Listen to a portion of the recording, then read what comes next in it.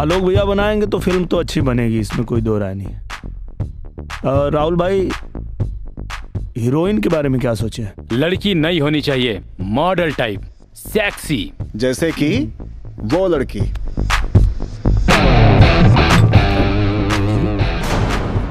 वो लड़की के दिखला के बाद हमार दिल दहल गई। कहीं ये हमार मेहरारू तो नहीं खे यहाँ और ये हालत में। हम जानता नहीं इनके, आवता नहीं। हमार कदम आगे बढ़े के तैयार ना रहे, दिल जोर जोर से धड़के लागल और यह कहत रहे कि भगवान करे ये हमार मेहरारू ना होके। अंजलि? अरे यार, हमार नाम अंजलि ना, हमार नाम एंजल है। सुपरस्टार निरहुआ सर, रहुआ खातिर हम अंजलि का, अंजलि, एंजल, अंजू, आम्रपाली कुछ भी बने खातिर तैयार बनी सर। आज हमार बहुत लकी डे है, काहे कि हमके एक ना दू गो निरहुआ दिखाई दे रहल बा।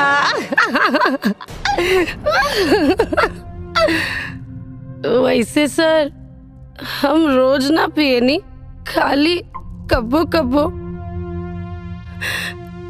आज के दिन हमार बहुत खराब रहे।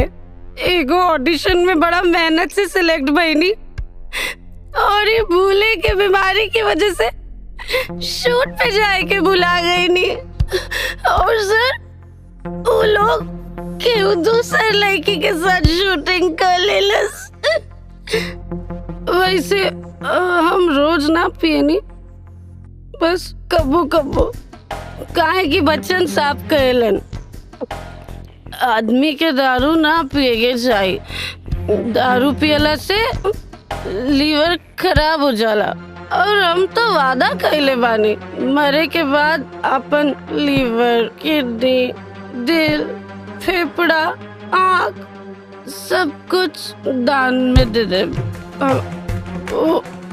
शराब ना पिएगे चाहिए। सर, एगो रोल दिवा दी ना प्लीज, बस एगो छोटा सा रोल भी मिल जाए तो। इनकर हालत देखा तारू, ये सब का। अच्छा, अब समझ ली कि हमरा के घरे लेवे काहे नहीं आए। एंजल बन गल हुई हैं। मतलब? अरे बेटा जी, अंजलि कबो कबो एंजल बन जाले। अरे बेटा, अंजलि जब एंजल बने नी ना, तो वो ऐसा नाटक अक्सर करत रहे नी, जैसे उनकर आगे भी कुछ पता नहीं किए कि वो का कर रहल बानी। अरे यहाँ तक कि एक कमरा से दूसरे कमरा में चल जाई हैं, अपन कुल रूप रंग बदल ली है और अपना के पूरा तरीका से अंजलि से आजाद कह के एंजल बन जाई हैं। और एंजल बनला के बाद वो अपना के ऐसा समझे नहीं जैसे वो कबो अंजलि रहबे ना कहीं। मतलब बेटा सुना, कबो कबो ये सब नखरा पसा रहे ले। हाँ? ओ बेरा तो हम रहू के नहीं चिन्हे ले, हमरा के मकान मालकिन और अपना के किराएदार समझे लगे ले। बाकी चिंता मत करी, सब ठीक हो जाये। दिमाग के डॉक्टर के देखो नहीं उनके। हे भगवान, रुआ के हमारी बेटी पागल लगतिया जो नकरा के हम दिमाग के डॉक्टर के दिखाई। अरे कहानी ना क्यों कबो कबो ऐसे नौटंकी पसा रहे ले। कुछ नहीं के भाई, ठीक हो जाए, चिंता मत करी। अरे तो आप हमके पहले काहे ना बताओनी? अरे तो कौन कैंसर जैसन बीमारी जन बतावल जरूरी रहला। ठीक हो जाए, चिंता मत करी, ठीक हो जाए। अब हमके समझ में आयल कि कैसे वादा करके उ ना आवत रहली। हमरा के ना भूले के बीमारी बा, जब भी ज्यादा टेंशन होला हम सब कुछ भूला जानी। काले भी ऐसने भइल रहे। और जब हम पूछत रहनी तो भूल जाए के बहाना करत रहली। ना बेटा, हमार बिटिया झूठी नहीं खे। अरे ओकरा सच्ची में भूले के बीमारी बा। हो सकता काहे कि जब अंजलि हमके पहला बार मिलल रहली त ना पहचान ली। तो रहुआ के बानी? आप हैं मशहूर गायक निरहुआ। हमार नाम दिनेश लाल यादव है। पर जब आज एंजल बन गई है तो पहचान गई। सुपरस्टार निरहुआ। अंजलि सिर्फ हिंदी फिल्म देखेली और शायद एंजल भोजपुरी भी। हमार मन ही माने के तैयार ना रहे कि हमार मेहरारू अंजलि कोनो नाटक करेली। माता जी, आज से आपके हिजर रह के पड़ी। अब कुछ ना, हम अंजलि के एक पल अकेला नहीं छोड़ सकत, प्लीज।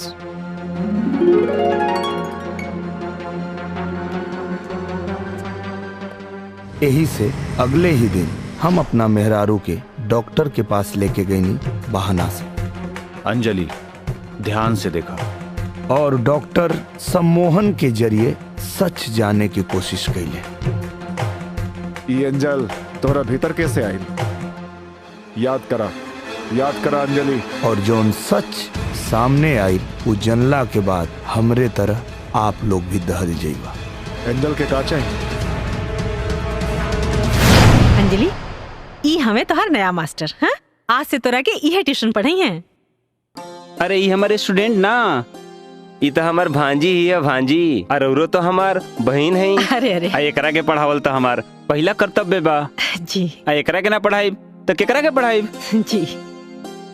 ऊ मास्टर बहुत गंदा आदमी रहे, रोज हमरा साथे गलत हरकत करत रहे।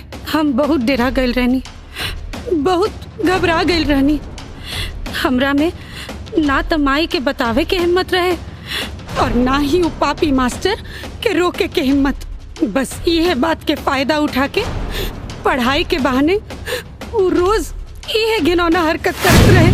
तब हम अपना अंदर एंजल के पैदा कर लेनी, जे अंजलि से एकदम अलग है। वो अंजलि जैसन डरपोक ना, एंजल तक गुस्सैल और जिद्दी भी है। अब एंजल के बस वो मास्टर के मार के भगावे के रहे।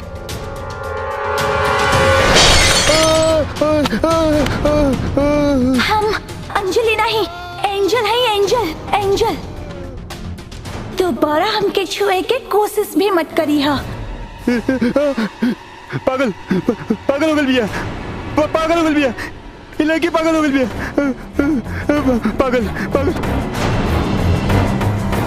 पागल हो गल बिया बहन।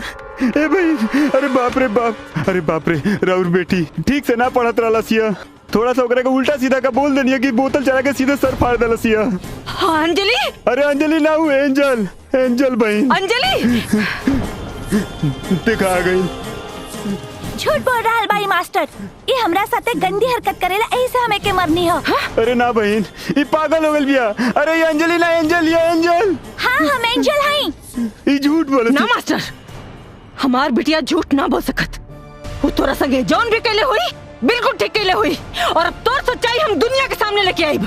अच्छा, तो तू दुनिया के सामने लेके आईबू, हम वो बताएं दुनिया के सामने कि तहार बेटी पागल हो गई। खबरदार, ये बात अगर घर से बाहर गई तो ते जिंदगी भर जेल में सड़बे मास्टर। याद रखिए, चुपचाप यहाँ से चल जाओ। माफ कर दे, भाग यहाँ से, भाग। चल तो जाइब हम, लेकिन फिर यहाँ आए, फिर आई बे तो फिर मारब। भाग। ये सब का अंजलि, एंजल अंजलि, ये सब का बिटिया? हमसे बहुत बड़ी गलती हो गई जो हम पापी मास्टर के संगे तोरा अकेले पढ़े के भेजली। अब ऐसा गलती कबो न हुई, अब तोरा के कबो न सते। बाकी नाटक बंद कर बिटिया, नाटक बंद। ए मकान मालकिन, हम अंजलि ना एंजल हैं, और तू हमार माई ना मकान मालकिन हो।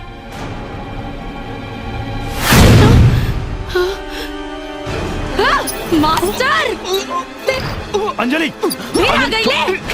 गले रानी ना अंजलि छोड़। फिर आई बे तो फिर मारा। छोड़ो अंजलि। अरे अंजलि छोड़ा, हम कहता नहीं। ना छोड़ो अंजलि छोड़ा।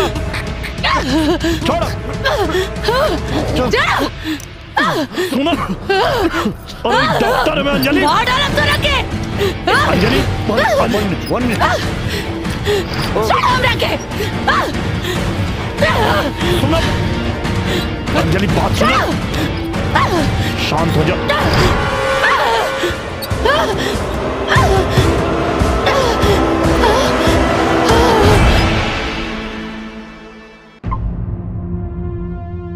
अंजलि अपन मास्टर से लड़े खातिर अपना से बिल्कुल अलग अपने शरीर के भीतर एंजल पैदा कैले बानी।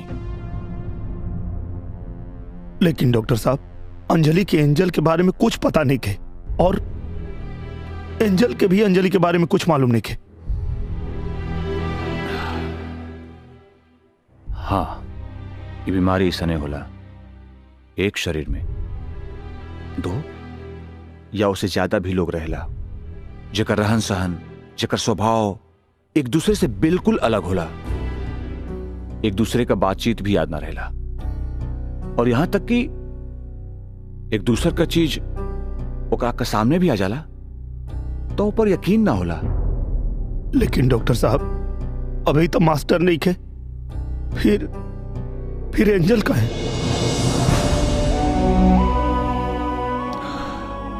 डर,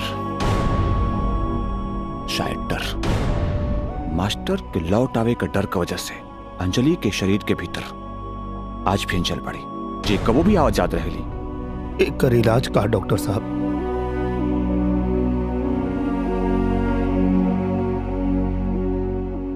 इलाज तो कुछ नहीं के, बस कुछ दवाई का सहारे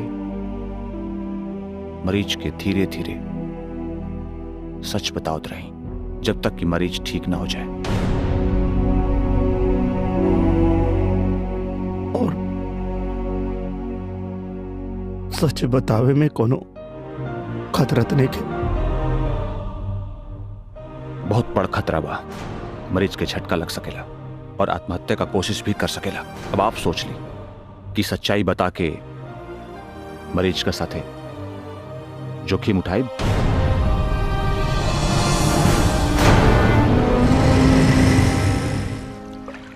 हमरा के अब सब समझ में आ गई।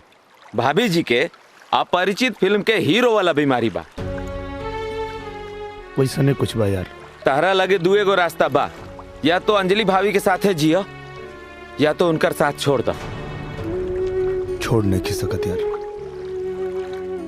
बहुत प्यार करे ने उनका से, हमेशा उनके साथ रहा, सुख में भी दुख में भी और बीमारी में भी।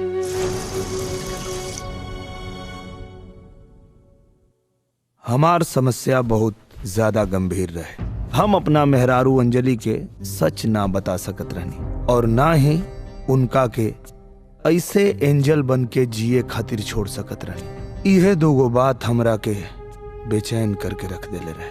हमके लागत रहे कोनो न कोनो बीच के रास्ता तो निकल ही के पड़ी, इससे पहले कि कोनो और दुर्घटना हो जाए।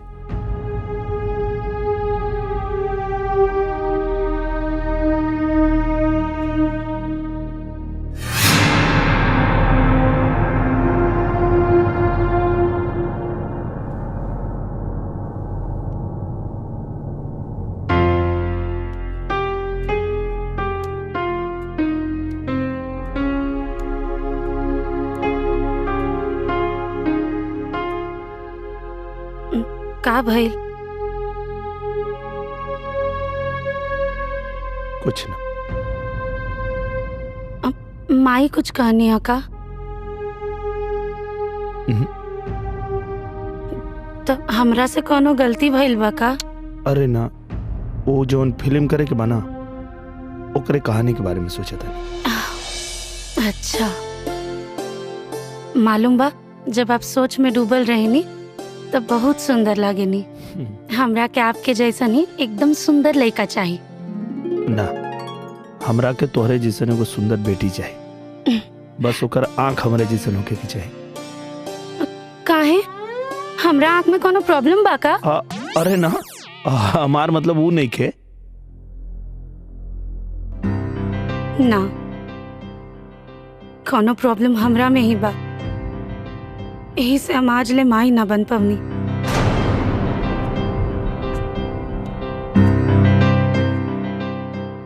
ऐसे काहे सोचा था? हाँ, डॉक्टर के दवा और दुआ से सब ठीक हो जाए।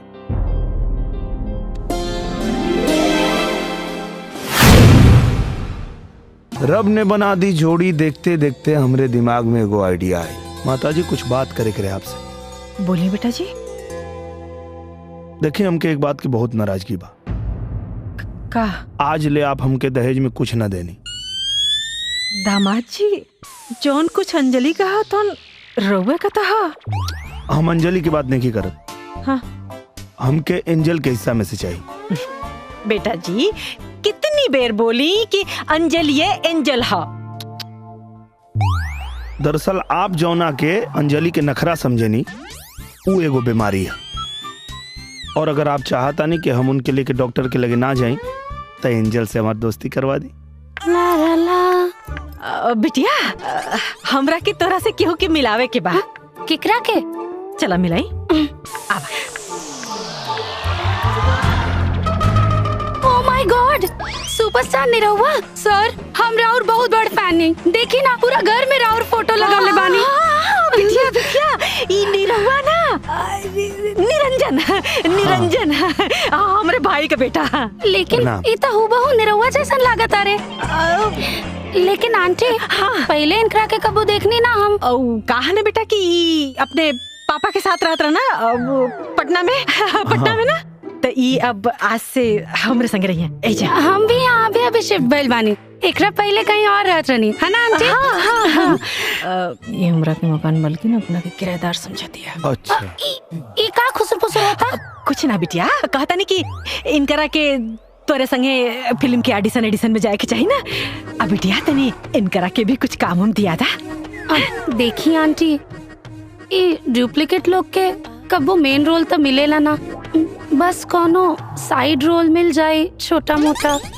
का ना कि हमके खाली एक बार टीवी में लौके के बाद, अब चाहे साइड में खड़ा करा लोग चाहे पीछे, बस खाली हमके काम दिवा दी। ठीक बा। सुनो, तो के एक्टिंग करे आवेला कि ना? उमे कबा सीख ले। देखा, अगर निरहुआ जैसन बने के बा तो बहुत मेहनत करे के पड़ी। अरे ऊ का मेहनत करेला, जोन मेहनत हम करब, देखियो। गुड। लेकिन सुना, तो के फिल्म में काम करे के बा ना, तो पहले तो के तोहार नाम बदले के पड़ी। आज से तोहार नाम निरंजन ना, नीरू।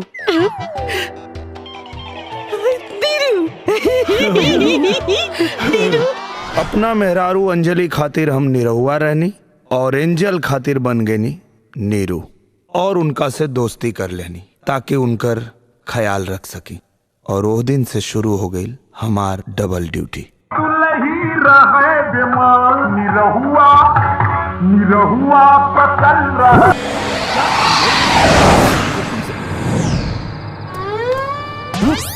मैं इंस्पेक्टर घोबले हूँ। मुझे गाड़ी आ गई है। पहले पब्लिक को अपने बारे में बताने तो दे। मैं इंस्पेक्टर घोबले हूँ। मुझे दूर की चीज नजदीक नजर आती है, समझे? नीचे। क्या है? मैडम, आपको पता नहीं दारू पी के गाड़ी चलाना अलाउड नहीं है? बाहर आइए।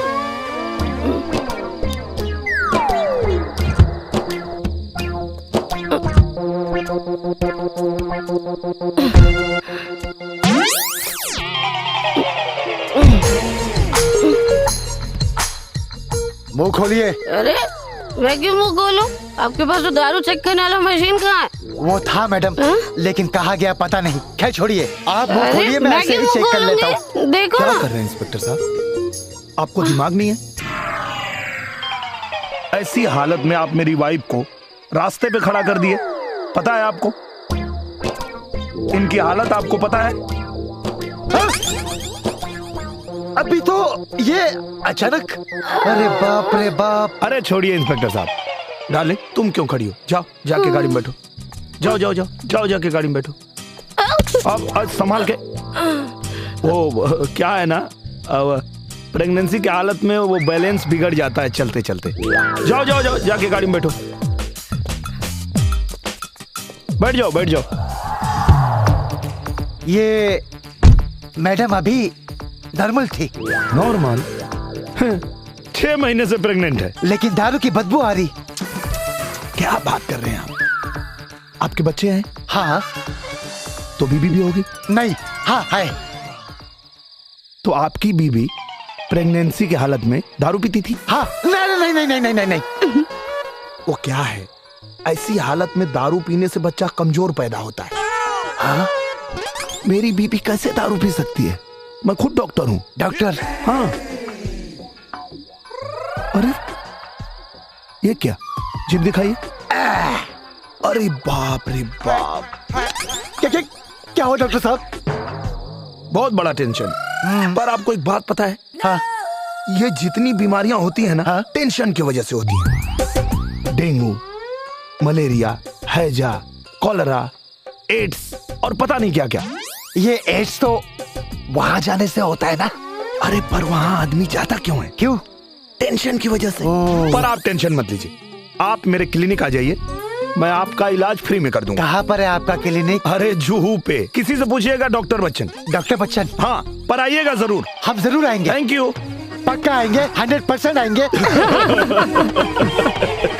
ओह माय गॉड।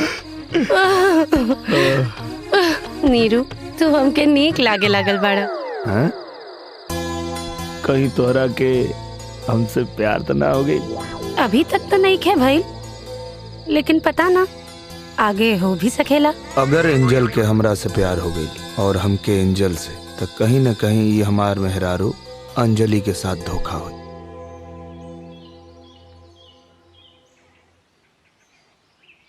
सोना, बाबू, चलो उठा, उड़ जा उड़ जा उड़ जा उड़ जा उड़ जा उड़ जा, चला। शाबाश, ला दवाई खा ला। रहुआ के कैसे पता चल जाला हमरा सर दर्द के बारे में? जानू, जब प्यार हद से ज्यादा बढ़ जाला ना, तो सब पता चलेला। का हो? का बोला? एक काम कर, तू ना आराम कर। हंसराज वालन से मीटिंग बा, हम मीटिंग का क्या होता नहीं, कह देव कि तू शूटिंग में बिजी बड़ा।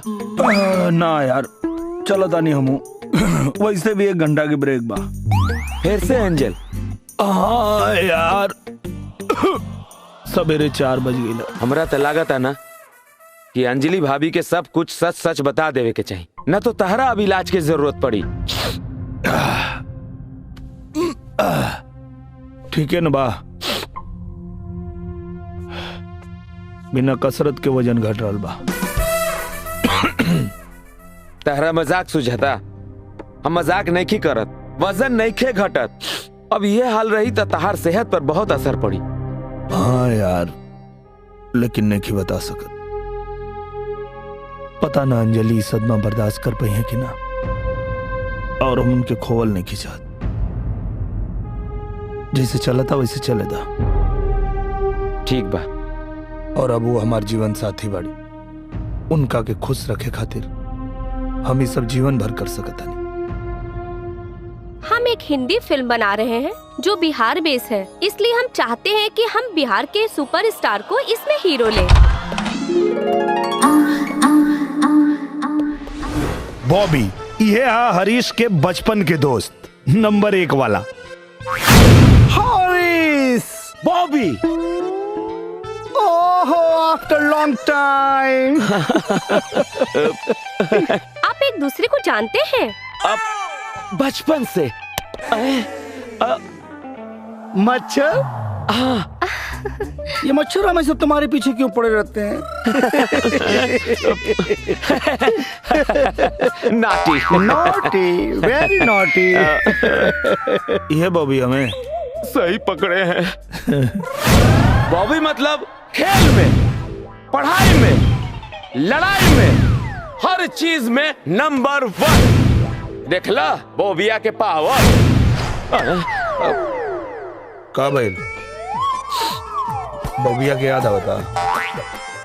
सब ठीक बा ना? अरे सब ठीक बा, हमरा का भाई? फिल्म के हीरो तो तू बड़ा।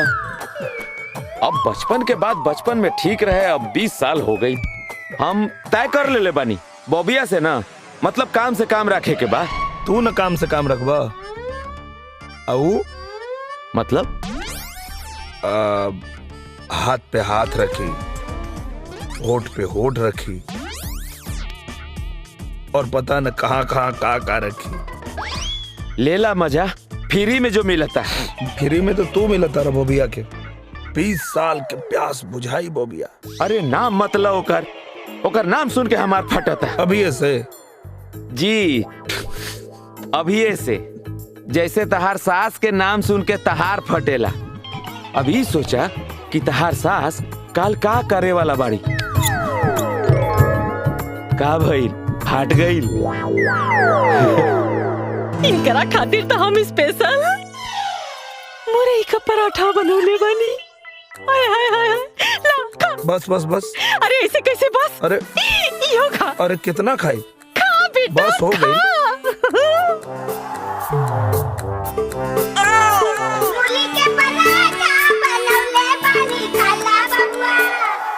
अरे कल युग में ये भाई जी दो ये गो के राज बा। जय हो दारू जय मेहरारू यह लोग पर राज बा। हम है जड़ी बूटी के बाबा और आयल बनी घर में सुतल चीज जगह खातिर।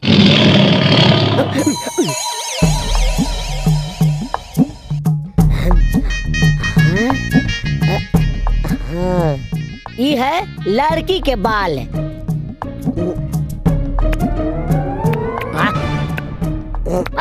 बड़ी स्वादिष्ट बाई। यह लड़का के बाल तनी एकरो स्वाद चीख ली।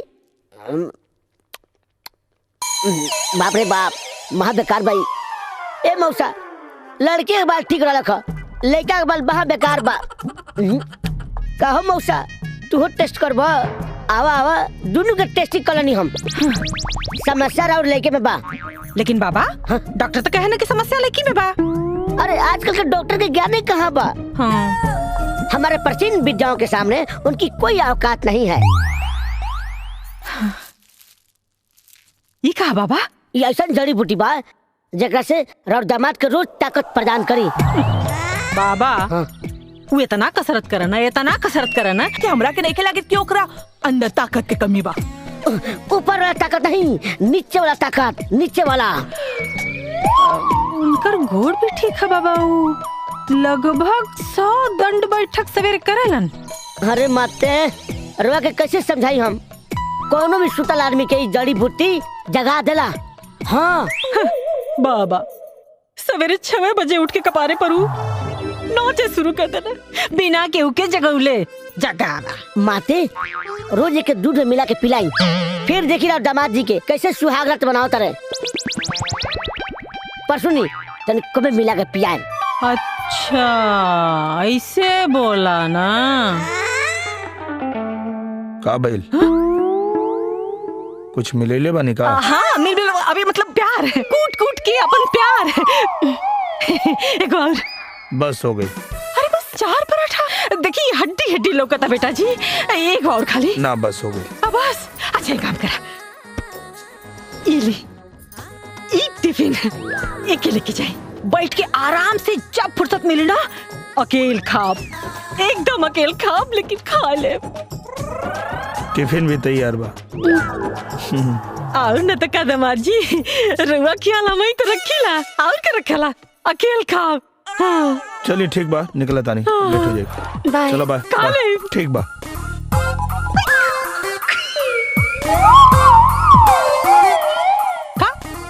पराठा खा। सर सीन ई बा कि मीना जी रोवा से अलग होके जी ना पौली। अच्छा।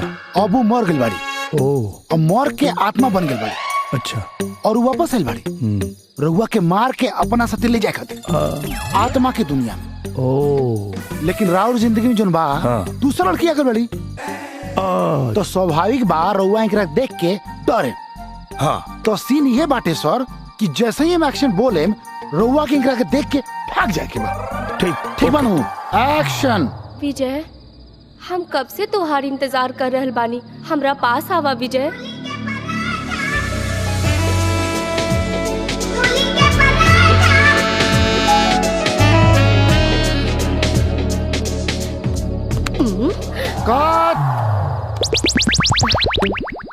सर हम रउआ के बोलनी है आपके इंकरा के देख के भागे के बा। ई भूत बाड़ी। अच्छा भागे के बा। ओके, रउआ इंकरा के गला लगा लेनी है। ओके ओके सर रेडी। फिर से करी जा। ठीक है सर। एक्शन। विजय, हम कब से तुहार इंतजार कर रहल बानी। आवा आवा आवा ना।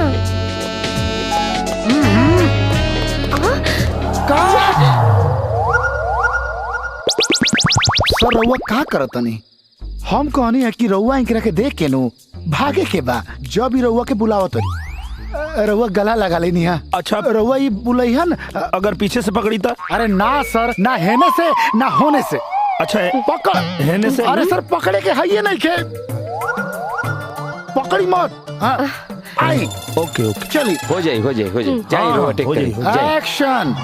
विजय, हम कब से तुहार इंतजार कर रहल बानी। आवा अपन मीरा के पास आवा विजय। आवा विजय, आवा हमरा पास आवा विजय। अपन मीरा के पास आवा। आवा विजय, आवा विजय।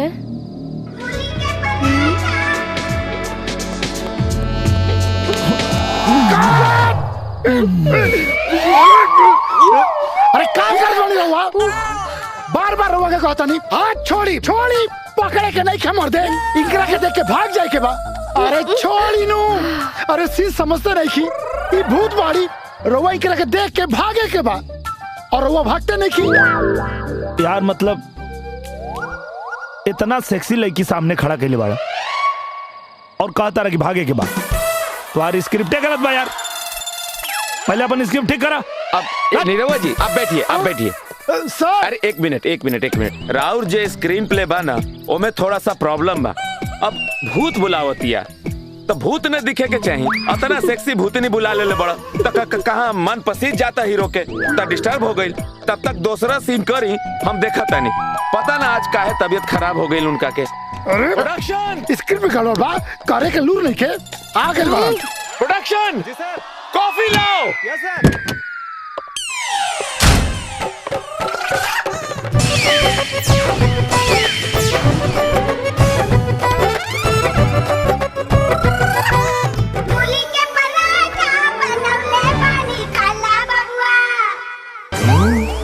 पराठे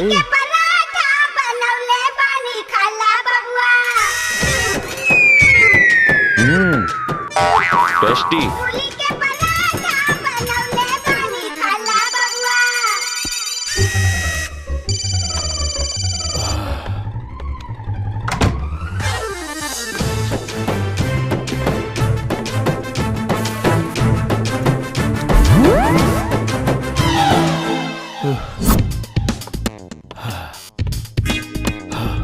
अरे खड़ा का है बड़ा, आराम कर लो ना, बैठ जा थोड़ी देर। लागत है खाना में कुछ गड़बड़ रहे।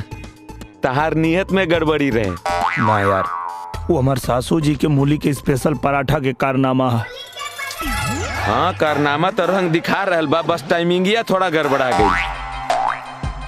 अरे यार समझ में नहीं के आवत, रोज कुछ न कुछ नया षड्यंत्र करत रहे यार।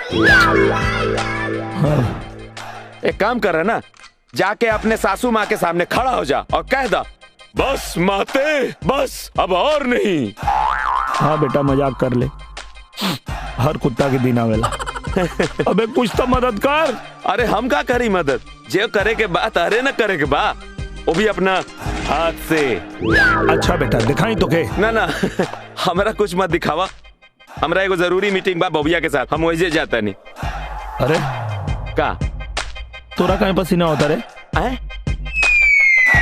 एसी चला था। हाँ हो, एसी में पसीना चला था।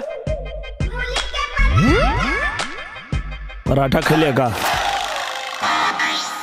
हाँ।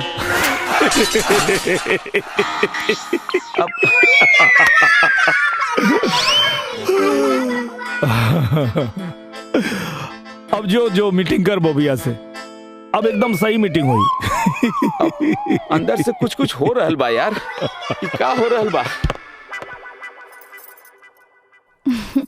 और बताओ अंजलि, सब ठीक ठाक चलता ना? हाँ यार, सब ठीक है बा। ठीक है बा मतलब कहीं जिंदगी से बोर तो ना हो गए बाड़ू? अच्छा ये बताव तोहार निरहू आजकल सटल रहता रे के ना? अरे कहत आनी ना सब ठीक है बा, अब तू बाल के खाल मत निकालो। कुछ बात तो जरूर बा। अरे अंजलि कहीं तोहार निरहू के चक्कर कोनो और लड़की से तो ना हो गई हो? ना ना, वो ऐसा आदमी बिल्कुल नहीं खन। वो तो हमरा से बहुत प्यार करेलन। बस कबो कबो मन उदास हो जाला कि काश हमहू माई बन जाती तो हमरो दुनिया के सब खुशी मिल जाई। मिली बिटिया ऐसे नहीं कह के सब ठीक हो जाई।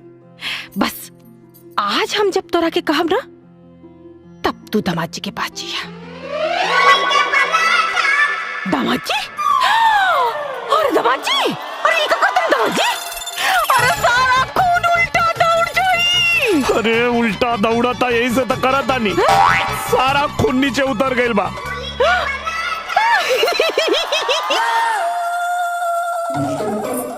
अरे जानो ये का करत आनी? सुते के टाइम पे योगा करत आनी। जान तू आगे लुड़ा, अब योगा करे की जरूरत नहीं है। ना छोड़ी, हम बहुत थक गइल बानी, हमरा के बहुत नींद आवता। अरे प्लीज जान छोड़ी ना, आज हमार मूड नहीं खे। ऐसे कैसे मूड नहीं के?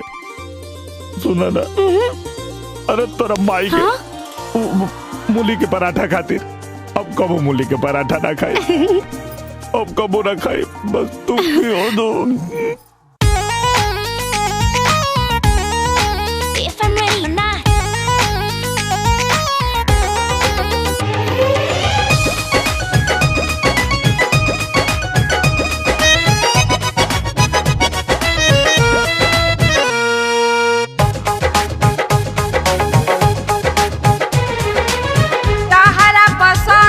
हम नाश्ता बनौले बानी, मधी मयाच देके तवा पे पकौले बानी।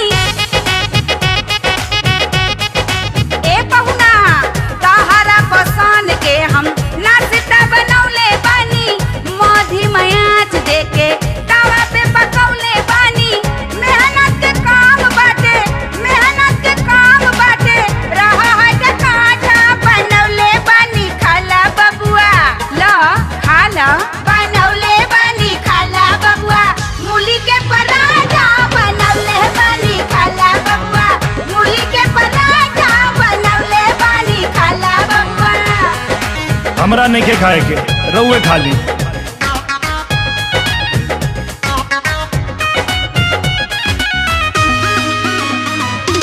खाला ना बाबू, अरे कहत नहीं हमरा नहीं के खाए के, हम ना खाए। बबुआ हो तोहरा खातिर प्यार से बनौले बानी, गैया के घिउवा चबोर के लगौले बानी। त अपना बेटी के खियाई। बबुआ हो तोहरा खातिर प्यार से बनौले बानी, गैया के घिउवा चबोर के लगौले बानी। डाइटिंग पे बानी हमके घिव तेल माना बा, हरी हर सलाद खाली फल फ्रूट खाना बा। मारल करा डांड तानी, मारल करा डांड तानी, खींच के सपाटा बनौले बानी। खाला बबुआ बनौले बानी, खाला बबुआ मूली के पराठा बनौले बानी। खाला बबुआ मूली के पराठा बनौले बानी। खाला बबुआ हमरा लेट होता, शूटिंग पे जाए के बाद। अरे भूख लगी तो हम खा ले। हाँ रहुआ चिंता मत कर। खाला खाला खाला।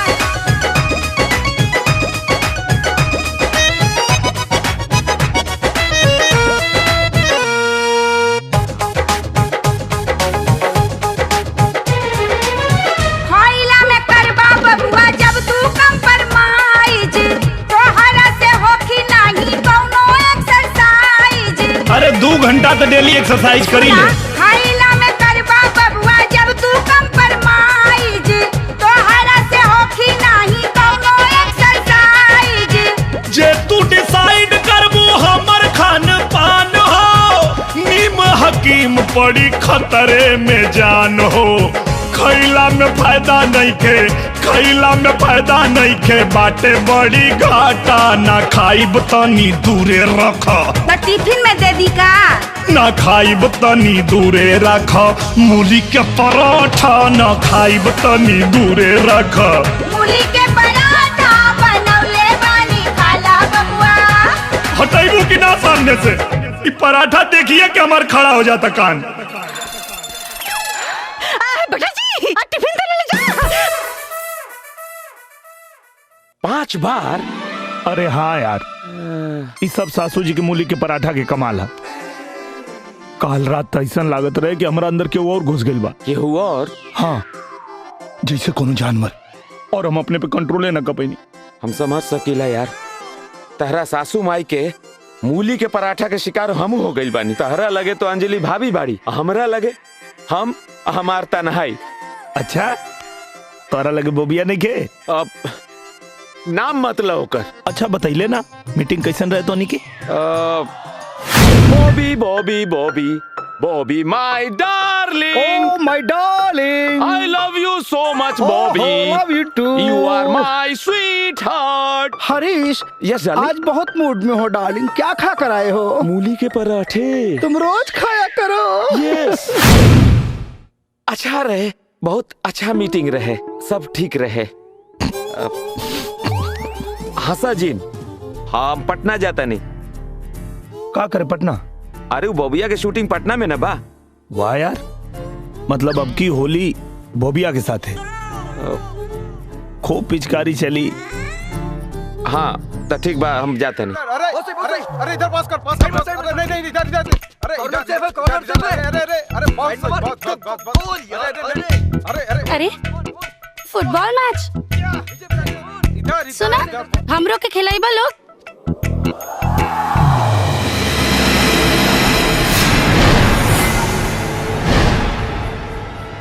अबे लड़की तो कमाल है बे।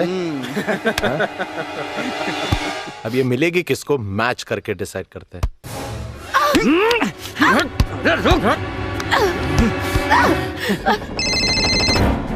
हाँ नीरू, जल्दी आओ jokers park. Come on, team बहुत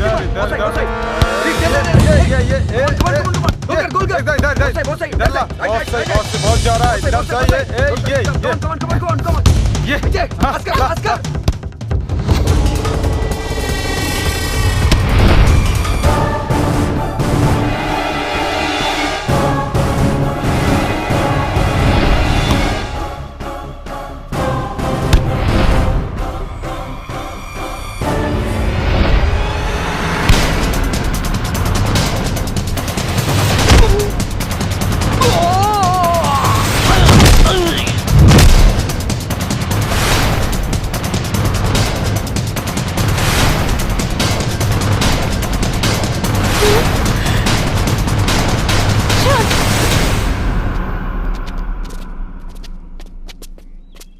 मैंने गोल मारा, लड़की मेरे साथ जाएगी।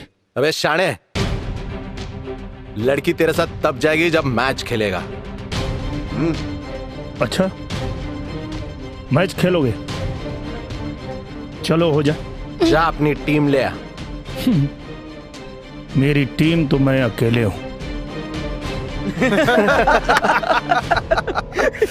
मैं अकेले तुम में 6 गोल मारूंगा और लड़की लेके जाऊंगा।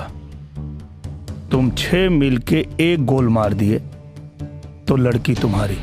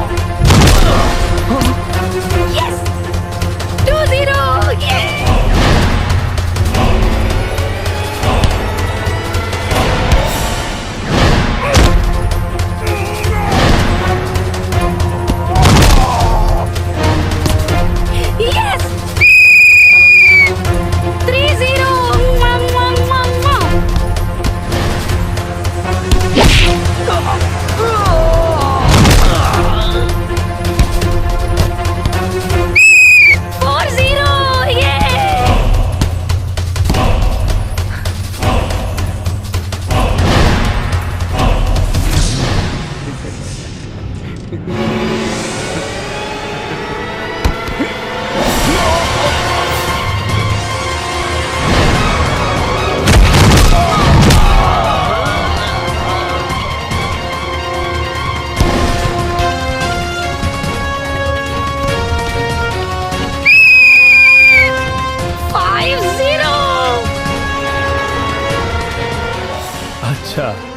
तब छठा गोल 6 जन मिल के बचेगा। चलो बचावा लो।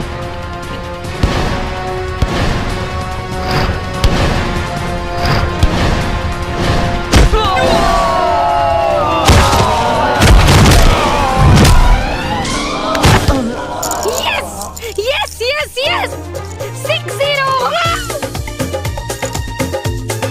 कांग्रेट्स नीरू।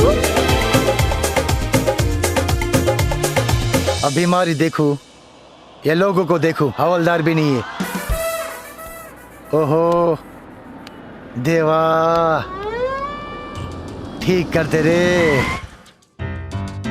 है बीमारी में समझ में नहीं आता, करे तो क्या करे। ए देवा मेरे को ठीक कर दे देवा। मैं नारियल फोड़ेगा, मुझे डॉक्टर बच्चन से मिला दे। मुझे एड्रेस क्या दिया समझ में नहीं आता। घूम फिर के अरे डॉक्टर बच्चन साहब आप होली कैसी रही आपकी? अरे डॉक्टर साहब होली का होली के दिन तो काम और बढ़ जाता है। अच्छा फिर तो आपका बीमारी और बढ़ जाएगा। मुंह खोलिए। हाय हाय हाय हाय, हो गई ना गड़बड़। बोले थे आपको आके चेक करा लीजिएगा महाराज, आप आए नहीं। अरे हम तो आपका क्लिनिक कितना ढूंढे, मिले ही नहीं। जाने दीजिए, अब कोनो फायदा नहीं है। अब तो हम भी नहीं कुछ कर पाएंगे। अरे रुकिए, अरे डॉक्टर साहब बताइए हमको क्या हुआ है। थोड़ा मुंह और खोलिए। हाँ वो थोड़ा स्ट्रेस की वजह से ना आपको निक्रोफेलिया हो गया है। निक्रो? हाँ। ये क्या? उधर देखिए। नीरू। अब मेरी वाइफ आपको प्रेग्नेंट नहीं दिख रही होगी। हाँ वो कैसे? निक्रोफेलिया की वजह से। ये आप एक काम कीजिए, इससे पहले कि आपकी आंख एकदम खत्म हो जाए, आप आके चेक करा लो ना भाई। कहाँ? वहीं जू पे, किसी को पूछो ना, डॉक्टर बच्चन पहुंचा देगा। अरे डॉक्टर साहब हम आए थे जू पर, हम आए थे डॉक्टर साहब। डॉक्टर साहब अरे हम आए थे, लेकिन लोग हमें घुमा फिरा कर अमिताभ बच्चन के घर के सामने खड़ा कर देते थे। ओह, लोग हमको डॉक्टर बच्चन साहब के क्लिनिक के सामने खड़ा करते थे, लेकिन आंखों की वजह से हम अमिताभ बच्चन का घर समझते थे। हाँ हम समझ गए। अरे डॉक्टर साहब हम समझ गए, अब हम आ जाएंगे।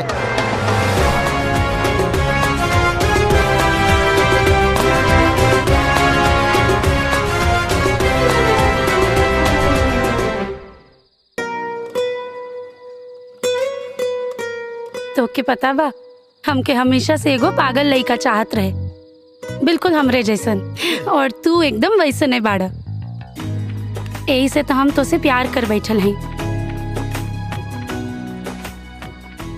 पता न काहे आज अपने ही मेहरारू के मुंह से प्यार शब्द सुन के अच्छा ना लगत रहे। काहे कि ये कहीं न कहीं हमार मेहरारू अंजलि के साथ धोखा रहे।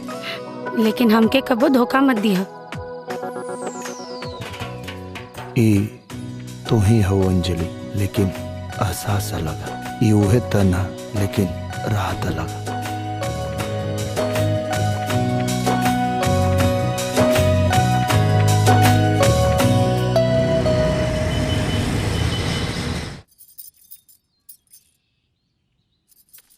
अरे तू यहाँ काहे? हम रउआ शूटिंग पर नहीं आ सके नी का बात करता रू? काहे ना आ सकता रू? कहीं भी आ सकता रू, कहीं भी जा सकता रू। तो चिहुक काहे गई नी? तू मंदिर जाए वाला रहलू ना? हम तो मंदिरे जाए वाला रहनी, लेकिन रउआ शूटिंग के बाद कहाँ और केकरा साथे जानी? हम कहाँ जाए सुना? और हाँ, केकरा साथे जाए? एंजल के साथे। के बाड़ी एंजल? बोली के है एंजल? सच बतावे में कोनो खतरा तो नहीं के? बहुत बड़ा खतरा।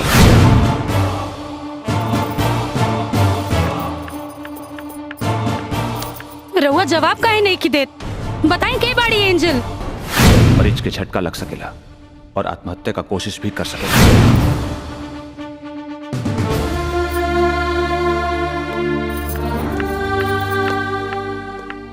आँख काहे चुरावतानी? जवाब दी के बाड़ी एंजल? अब आप सोच लें कि सच्चाई बता के मरीज का साथी जोखिम उठाई। अंजलि स्वाति ठीक है कहत रहे, राहुल चक्कर कौनो दूसर लड़की के साथ चला था। देखा हमार बात सुना, ऐसा कोनो बात नहीं कर। हमके रहुआ से बात नहीं की करे के, बल्कि राहुल शक्ल भी नहीं के देखे के। हम अपना माई के साथ अपना घरे जाता नहीं। हम चाह के भी उनका से सच ना बता सकत रहनी, काहे कि वो सच बर्दाश्त ना कर पाई है। का अब भी निरहुआ अपना दुल्ही से सटल रही, ई जानल जाई मध्यांतर के बाद। इंटरवल के पहले आप देखनी है निरहुआ सटल रहे के कहानी, जो नाम में निरहुआ के बीवी के दो गो रूप है, अंजलि और एंजल। अंजलि एंजल के पैदा कैले रहली अपने बचपन के मास्टर से बदला लेवे खातिर, काहे कि अंजलि मास्टर से डेराइल रहली, घबराइल रहली। मास्टर तब बचपन में चल गई, लेकिन मास्टर के लौट आवे के डर से मास्टर से लड़े खातिर अंजलि के दिमाग में एंजल हमेशा जिंदा रहली और वो कभी भी आ जात रहली।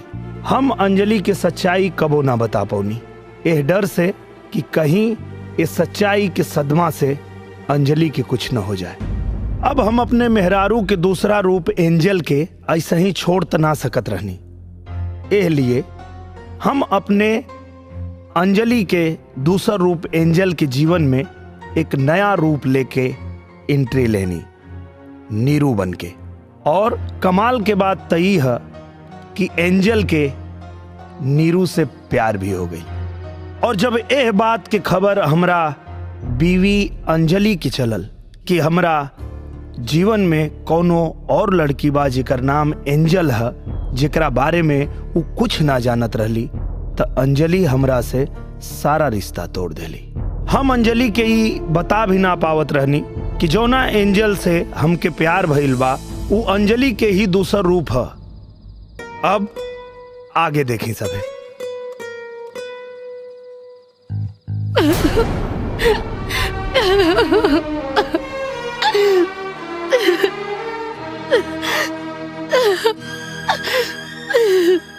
बिटिया का भाई काहे रोता रू?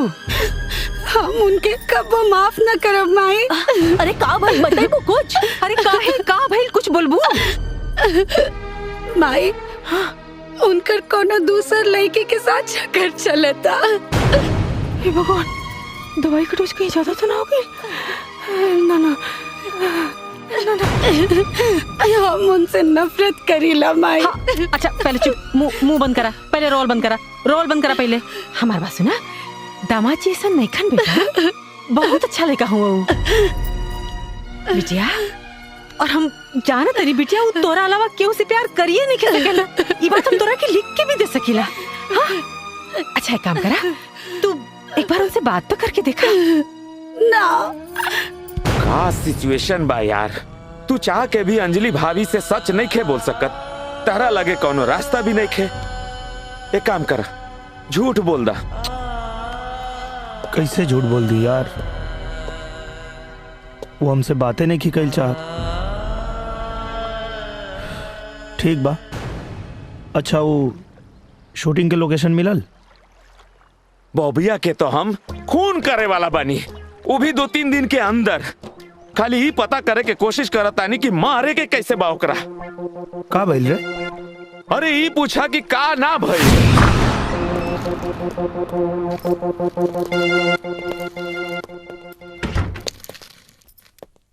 हरीश, ये है अपना शूटिंग के लोकेशन।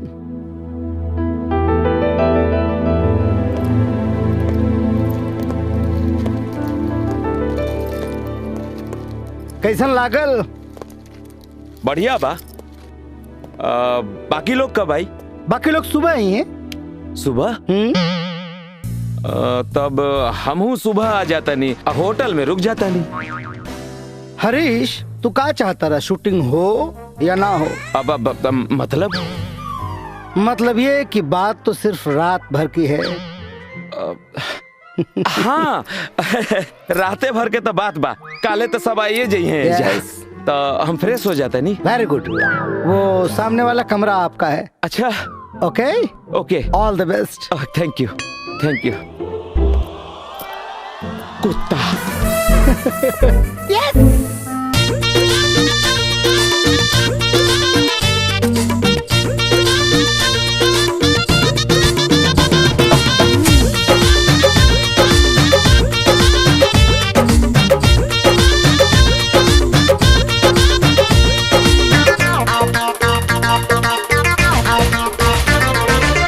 मन करे ओ खड में मुँह सर से कुट दी जवानी राजा जी।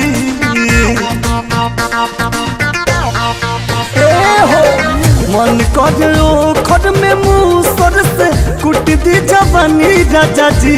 अब मजा ले लो सटी के सटा के हटा के मच्छरदानी राजा जी। अब मजा ले लो सटी के सटा के हटा के मच्छरदानी राजा जी।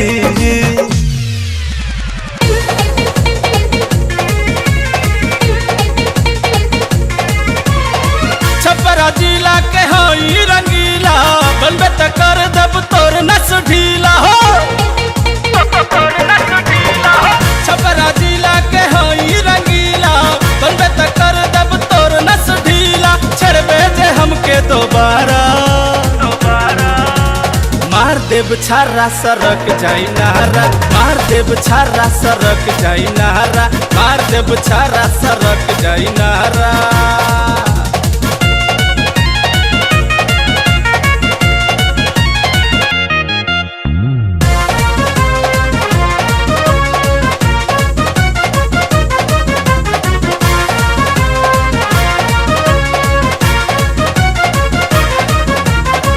मारो ये राजा जी। मारो ये राजा जी। मारो ये राजा। मुहावा पे डाली के चौधरिया चलो न मजा। मारो ये राजा। मुहावा पे डाली के चौधरिया चलो न मजा। मारो ये राजा।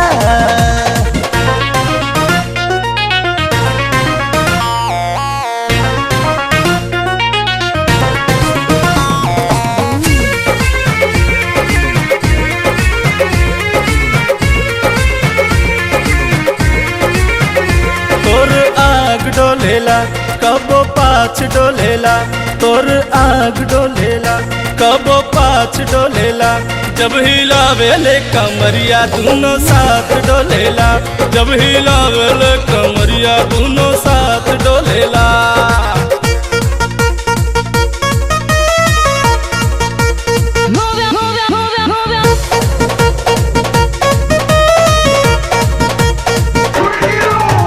मन बाकी ना हो, मन बाकी ना हो, मन बाकी ना हो, मन बाकी ना हो।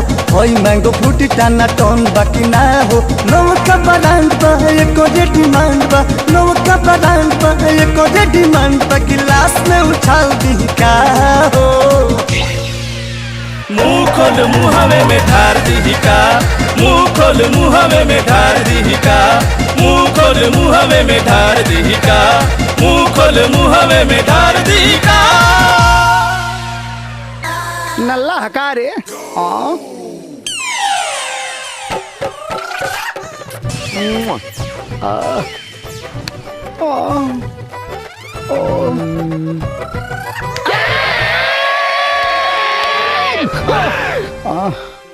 अरे मुझे हंसाना है।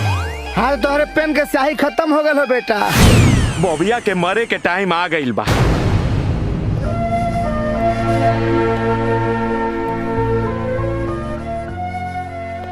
चल फिल्म छोड़ देता नहीं ना। हाँ फिर तो उसे मिले की जरूरत ना पड़ी यार। ना ना ऐसा मौका बार बार थोड़ी ना आवेला। हम ठीक बानी। हमरा खातिर ये का कम बा कि हमरा के तू दोस्त समझाता रहे खातिर घर देले बड़ा। फिल्म छोड़े के जरूरत नहीं खे।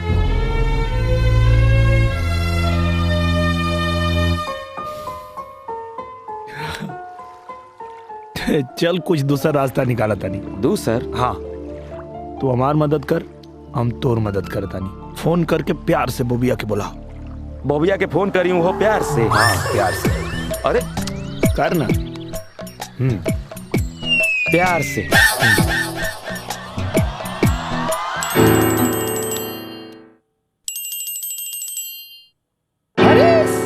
हाँ बॉबी डार्लिंग, माय स्वीट हार्ट, माय बेबी, माय डार्लिंग, टेल मी।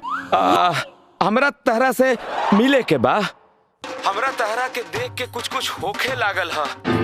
हम तहरा से अपन दिल के बात कहे के चाहता नहीं। ओह माय स्वीट बेबी, आ जाओ कमन मेरे घर पे आ जाओ। तहरा घरे ना, हाँ हमरा घरे आ जा ना। तुम्हारे घर पे? हाँ यही वक्त, अभी के अभी आ जा। मैं अभी आ रहा हूँ, अभी आता। Okay darling, thank you darling, see you darling. बड़ा खुश हो गई रहे। तोहरे याद में बढ़ गईल बा धड़कन के रफ्तार। मोर बलमुआ हो कब ले करैबा इंतजार। मोर बलमुआ हो बॉबी डार्लिंग, इंतजार की घड़ियां खत्म हो गई। Bobby darling. हाँ बेबी। हमरा तहरा से एगो बात बतावे के रहे। बोलो। तू जब जब हमरा के छुएला ना, हाँ, तो हमरा बदन में पूरा करंट जाग जाला। ओह मेरी बेबी। हाँ पहले ऐसा ना होखत रहे। अच्छा। हमरा तो लगा था कि हमरा के तरह से प्यार हो गइल बा। हम बहुत कंफ्यूज हो गइल बानी बेबी। हाँ तू तो बचपन से कंफ्यूज हो। इतना नजदीक छुएला से हमसे पूछा आप कैसन एहसास हो रहल बा? बॉबी डार्लिंग, एगो और बात कहे के रहे। बोलो ना डार्लिंग। हमरा दिल की इच्छा पूरा करा। हाँ बोलो। हमरा के जोर से, हाँ, सीना से सीना लगा के खींच लो। ओ बेबी कम ऑन। हाँ बॉबी डार्लिंग, मजा आ गई बॉबी डार्लिंग। हाँ बेबी। आज तो बहुत बॉबी, अपने हनीमून में तो इतनी बेताबी नहीं दिखाई तुमने। अरे बेबी एक्चुअली बात यह है कि Shut up! मुझे तुम्हारी असलियत पे पहले से ही शक था। सही पकड़े हैं। आज तुम जो कुछ भी हो मेरी वजह से हो। वरना इस कंपनी के मालिक तुम नहीं होते। तुमने मेरा और मेरे डैडी का इस्तेमाल किया है। मुझे तो खुशी होती अगर तुम किसी लड़के के साथ होते, पर अफसोस लड़का। अब तुम मेरे किसी काम के नहीं रहे। कल डाइवोर्स पेपर मिल जाएंगे, साइन कर देना। Baby shut up! मुझे तुम्हारी कोई बात नहीं सुननी। थैंक यू निरहुआ जी, आपकी हिंदी फिल्म धूमधाम से होगी। बेबी बेबी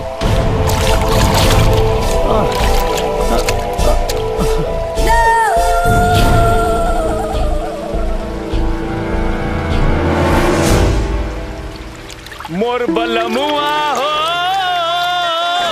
कब ले करैबा इंतजार।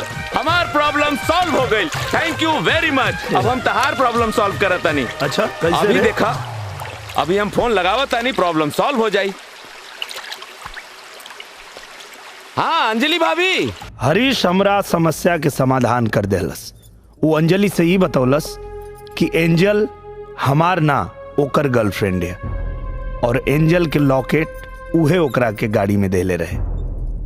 अंजलि हमरा के माफ कर देली और साथ में एक खुशखबरी भी सुनौली।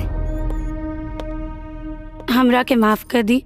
उ दिन हम कुछ ज्यादा ही बोल गई नहीं। दरअसल कुल गलती हमरे बा। कौन बात ना? ये सब बेवकूफी ना हार्मोनल चेंजेस की वजह से होता। Hormonal changes? हाँ, ऐसे में मूड ऊपर नीचे होला और चिड़चिड़ापन भी होला। अब हमार मूड ऊपर नीचे काहे करता रू? बताओ ना सीधे सीधे का बात बा। हम माई बने वाले मानी। का? सच? हाँ।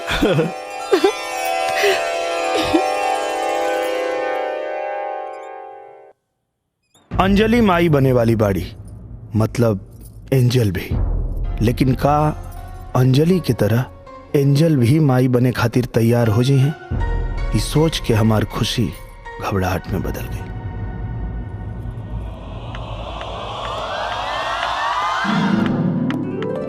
अरे एंजल तनी संभाल के। अरे तू तो ऐसे बोला तारा जैसे कि हम माई बने वाला बानी। एंजल एंजल एंजल एक बात बताओ, माई बने के बारे में का सोचले बाबू? एमे सोचे के काबा जब हमरा के माई बने ही के नहीं खे। मतलब ई कि शादी बियाह बाल बच्चा ये सब हमरा के ना चाहिए। हम तो बस ऐसे ही तोहरा साथे एंजॉय करब। और कहीं एंजॉय करते करते माई बन गेलू तब जैसे हमके ये बात पता चली हम अपन बच्चा गिरा देब। एंजल हमके तो से ही उम्मीद ना रहे। अरे का भइल नीरू?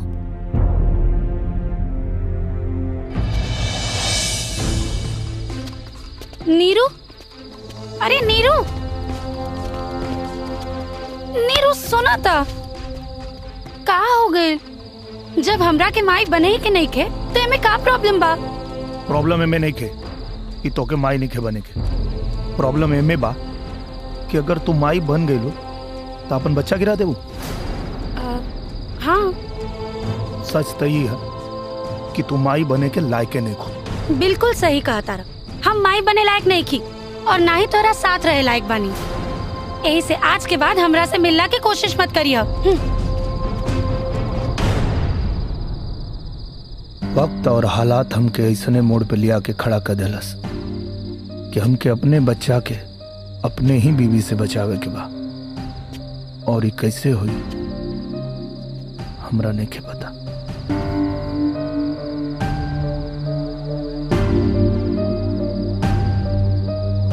डॉक्टर साहब,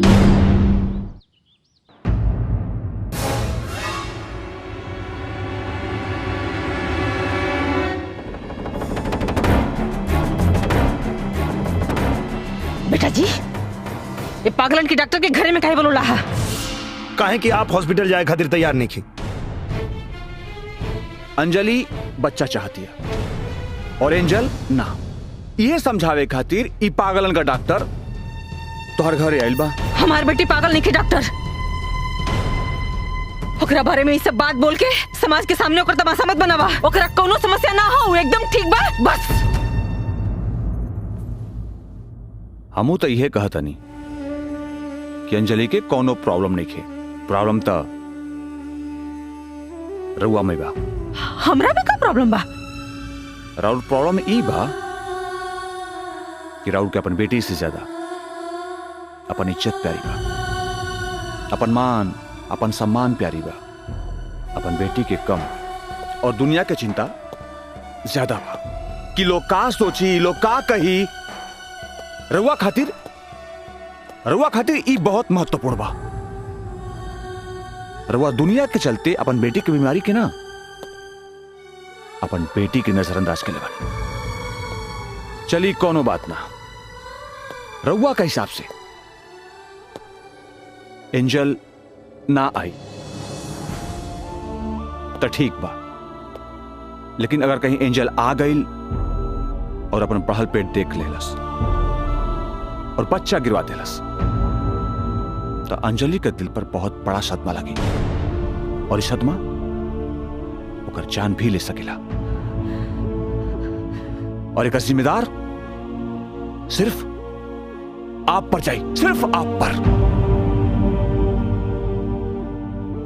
डॉक्टर साहब कुछ तो उपाय हो, टेम्पररी ही सही।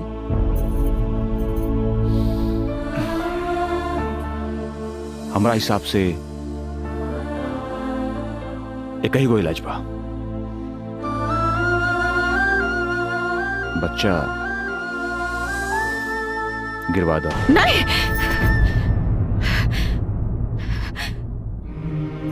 नहीं डॉक्टर साहब सही कहता रहे। अंजलि एंजल बनल हमरा वजह से। काश हम दूसर ब्याह न कैले हुई। अंजलि का इलाज बचपन में ही करा देले रहे ताजी नौबत ना आवत।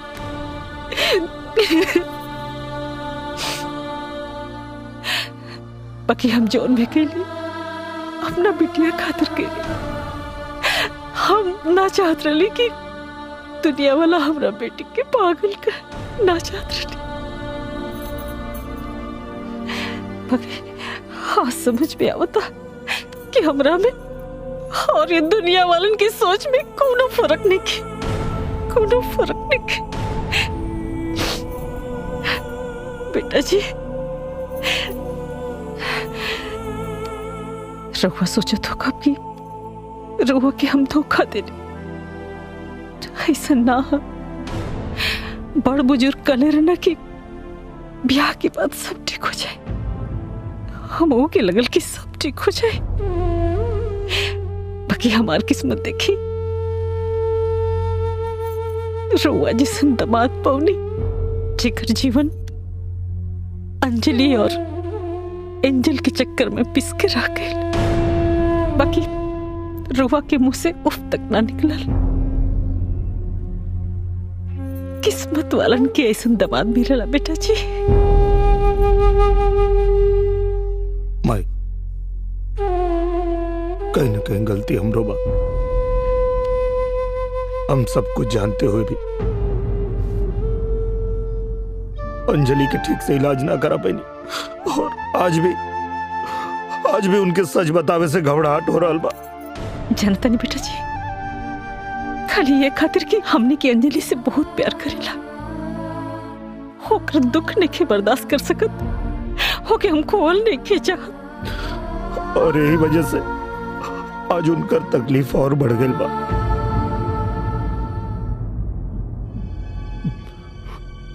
पर माई कबो कबो कठिन फैसला से ही सही फैसला मिलेला। लेकिन बेटा बच्चा गिरावे खातिर अंजलि कबो तैयार ना हुई। हमनी के उनके कैसे हो यकीन दिलावे के पड़ी कि बच्चा के डिलीवरी उनका खातिर जानलेवा हो सके। बिल्कुल ठीक, यही सही रहेगा। हम समझाए अंजलि के।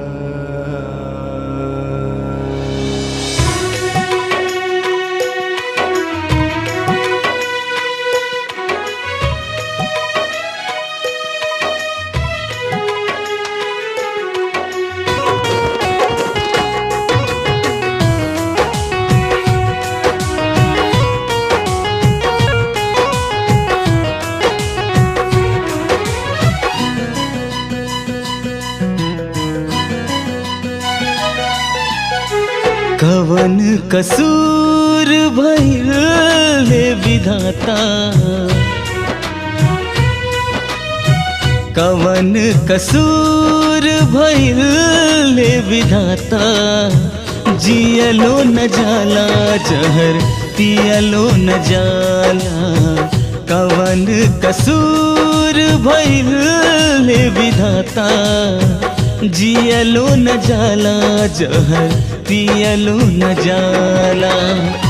जिंदगी में सन मोड़ बहायल, जिंदगी में सन मोड़ बहायल, चललो न जाना आगे बढ़लो न जाना, कवन कसूर भइल ले विधाता, जियलो न जाला जहर पियलो न जाला, कवन कसूर भइल हे विधाता।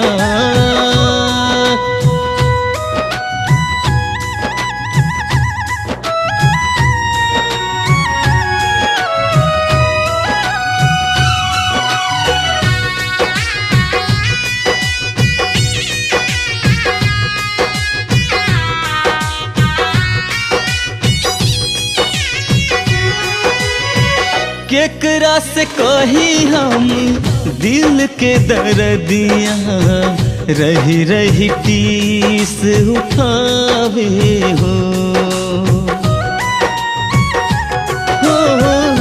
केकरा से कही हम दिल के दर्दिया रही रही टीस उठावे हो। रीत प्रीतिया के कैसे बचाई कुछ हो समझ ना आवे हो। झर झर बरसे अखियाँ से लोरावा, झर झर बरसे अखियाँ से लोरावा। कहलो न जाना दुख सहलो न जाना, कवन कसूर भइल विधाता। जियलो न जाना जहर पियलो न जाना, कवन कसूर भइल विधाता। अंजलि, हाँ कहाँ जाते रहो? हम मॉल जाता नहीं, हमरे ढेर सारा शॉपिंग करे के बा। कौन चीज के? हेलो, हम माई बने वाला बानी। रउआ के तो कोनो फिक्रे नहीं खे, हमके तो लागता रउआ खुश भी नहीं की। अंजलि, कुछ बात करे के रहे तोरा से। का? वो डॉक्टर कहत रहे कि ई बच्चा तोरा खातिर जानलेवा साबित हो सकेला। तो हमके लगा था कि गर्भपात करा दिया जाओ। का? ई का कहता नी? रउआ होश में तबानी? रउआ जानता नी ना कि बच्चा खातिर हम कितना तरसल बानी? हमके पता बा, लेकिन हमरा खातिर तू ज्यादा महत्व रखे। बच्चा ना, लेकिन हमरा खातिर हमार बच्चा। सुना बिटिया, तू बच्चा खातिर तैयार बाड़ू? हाँ, पर काहे?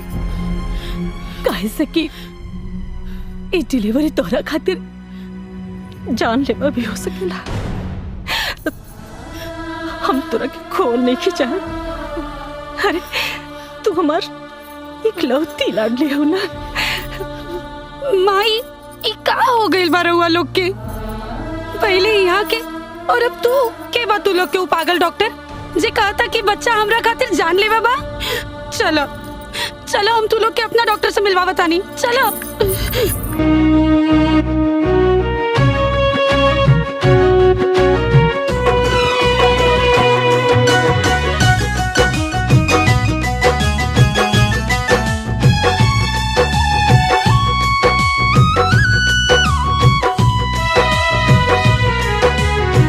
कोखिया उजारे के बगिया के जारे के लेके सुगनवा के जान ओ पिया कैसे मनैबा परान हो। खिलेला से पहिले फुलवा मसल के तारब न विधि के विधान ओ पिया कैसे मनैबा परान हो। दुखवा के रहिया में नहिया के नाता, दुखवा के रहिया में नहिया के नाता। तोड़ लो न जाना दिल, जोड़ लो न जाना। कवन कसूर भइल विधाता, जियलो न जाला जहर पियलो न जाला।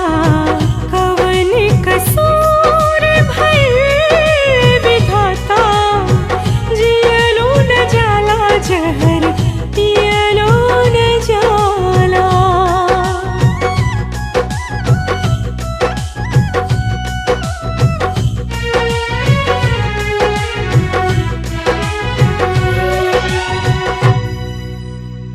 घबराने की कोई बात नहीं, माँ और बच्चा बिल्कुल ठीक हैं।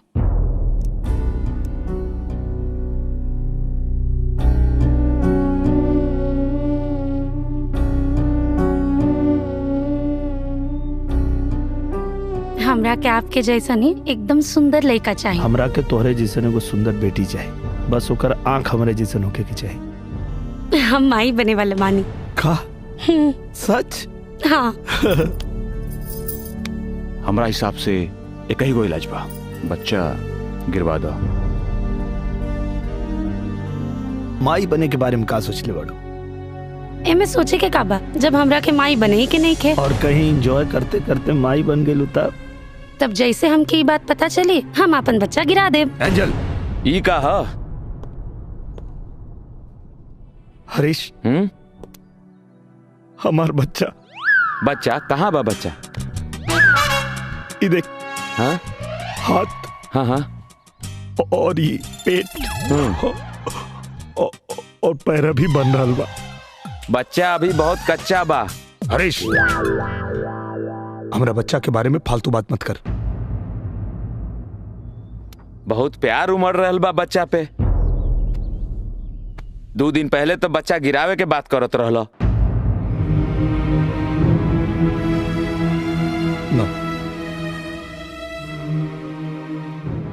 हमसे ही अपराध ना हो।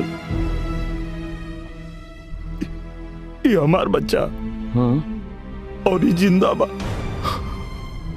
हम एकरा मासूम दिल के धड़कन सुन ले बानी यार। धक धक धक धक धक धक। और तू हमरे बच्चा गिरावे की बात करता रे यार। अरे आइडिया तो तहारे न रहे। खैर कौनो बात ना। अब ई बतावा कि आगे का करे के बा? पता ना यार। तो सबसे पहले अपन बच्चा के अपन मेहरारू से बचावा। मतलब ई कि जब अंजलि भाभी एंजल बन गई हैं तो दारू भी पी है, सिगरेटों पी है, डिस्को में भी गई है, तब तहार बच्चा खातिर ये अंजलि भाभी के दारू सिगरेट डिस्को बहुत खतरनाक बा।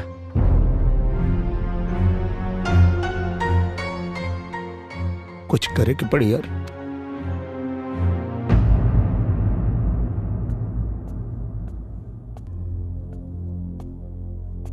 एंजल कुछ बात करे के रहे तो से। कहे सुने के टाइम बीत गए नीरू। प्लीज एक बार हमारी बात सुन ला, फिर तू कबो तो हम तो से कबो बात ना करो। और रात खातिर हमके माफ कर दो। हमारी इरादा तो के चोट पहुंचावे के ना रहे। ये सब बात के का फायदा? सुना तू जा यहाँ से, हमके लेट होता, हमके पार्टी में जाए क्या। प्लीज मान जा। हाँ, जाइबा कि ना यहाँ से? Please angel just go. ना मनबो ना।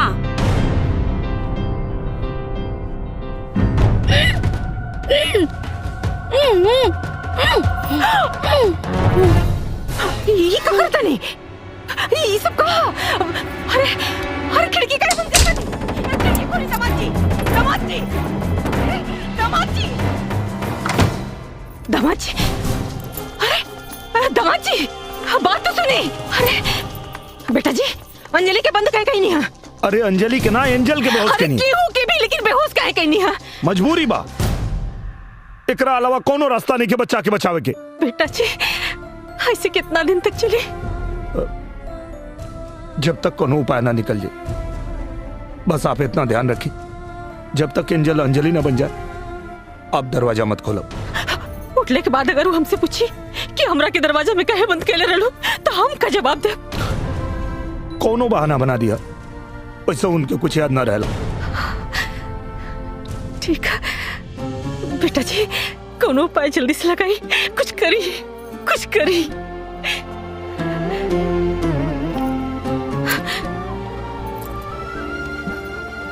हम कुछ उपाय सोचता नहीं।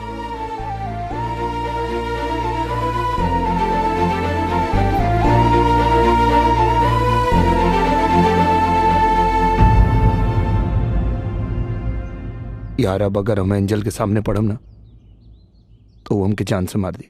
लेकिन उनकरा के बेहोश करे के का जरूरत रहे? अरे यार तू ही काले रले। एंजल जब पब जाई, दारू पी, सिगरेट पी, अब उनके रोके के कोनो आइडिया हमरा समझ में ना आई। अब जो नाइल तो उन कर देनी। वो सब तो ठीक बा, लेकिन अब आगे का कही जा? अंजलि भाभी पे नजर के राखी। हम तो नहीं रख सकत, काहे कि वो हमके जहां पाई वहीं जान से मार दी। तो एक काम कर, एंजल के मार दा, न एंजल रही न टेंशन रही।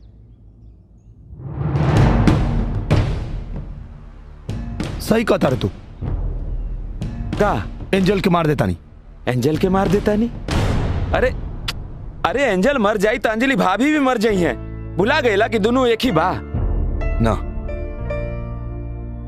अंजलि और एंजल एक नहीं के। अंजलि सच बा और एंजल झूठ। एंजल के झूठा मर्डर करेगे, नकली मर्डर। का नकली मर्डर? हाँ, नकली मर्डर।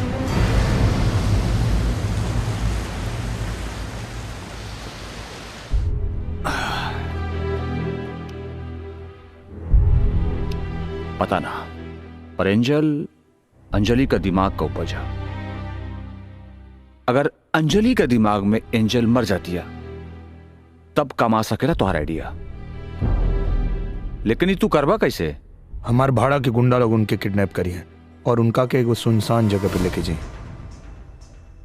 वहां उनके नकली गोली मारल जाए। गन के गोली में नशा हुई और एंजल बेहोश हो जाए।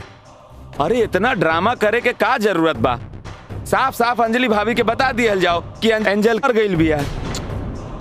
अरे एंजल अंजलि के दिमाग इस्तेमाल करे ले तो कहीं ना कहीं अंजलि के दिमाग में छप जाए कि चाहिए कि एंजल मर गई। एक खातिर ही ड्रामा खेल जरूरी बा। बिल्कुल सही, यही ठीक रही। हेलो हेलो हेलो हेलो बेटा जी, बेटा जी एंजल, नहीं नहीं अंजलि अंजलि। अरे का बोला तानी? साफ साफ बोली। एक मिनट बेटा जी, एंजल अंजलि बन गए लो। हम जो दरवाजा खुली कुछ गुंडा लोग गई ना, उठा के ले गई ना। का बच्चे के बहुत कोशिश के लो से बेटा, वही जबरदस्ती उठा के ले गई ना। ओकरा के बचा लो बेटा।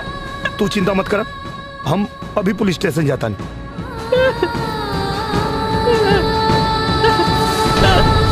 अरे मेरे भाई जल्दी से ठीक कर रे। ए देवा, कहाँ फंस गया मैं?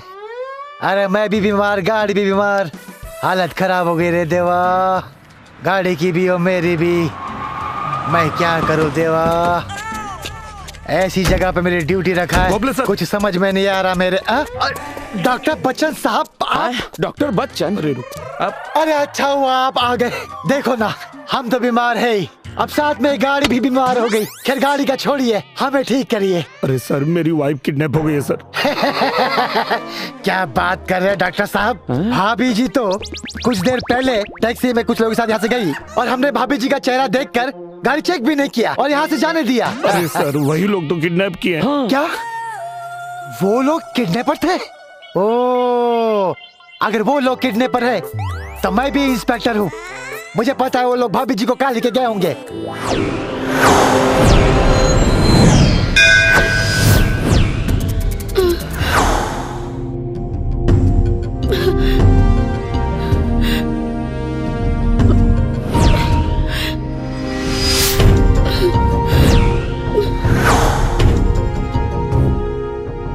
के बाड़ो तू?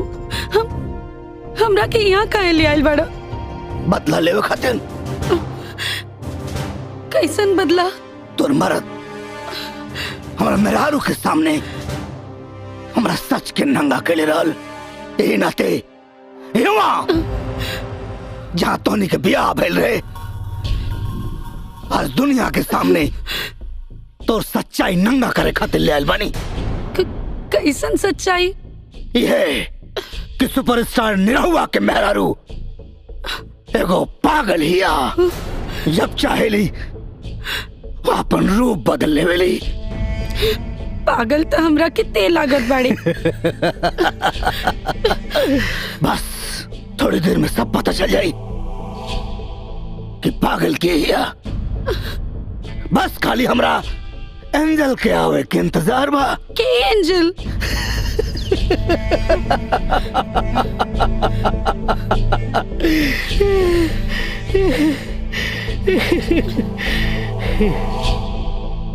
अब पूरी दुनिया के साथ साथ तोरा भी पता चल जाएगी तो सच्चाई का बा। मास्टर!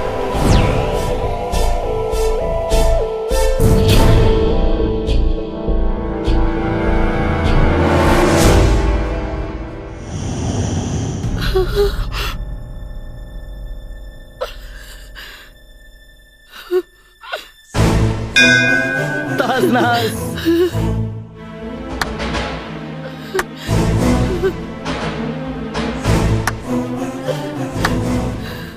वाह वाह रे हमार पगली स्टूडेंट, वाह तू तो निहायती अब जवान और खूबसूरत लगतारू हो।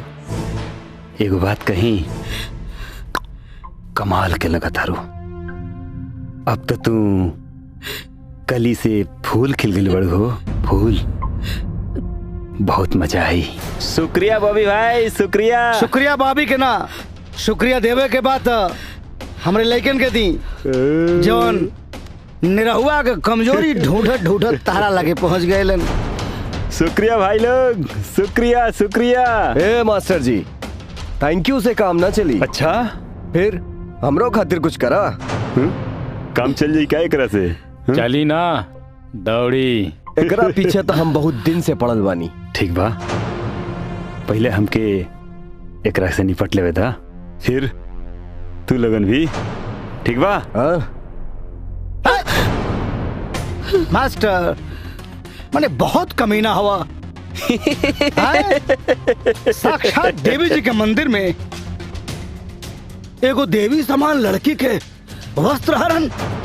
बॉबी इतना भी बड़ा कमीना नहीं है। तो ठीक बा, मंदिर से हम बाहर जाता नहीं। ले जाए। चल चल बाहर, चल चल चल बाहर। जय श्री मास्टर।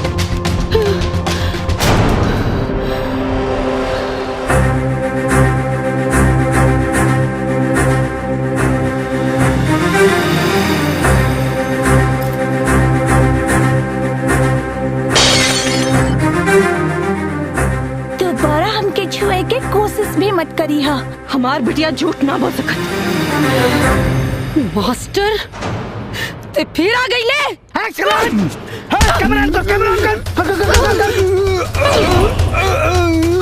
वीडियो बनाओ।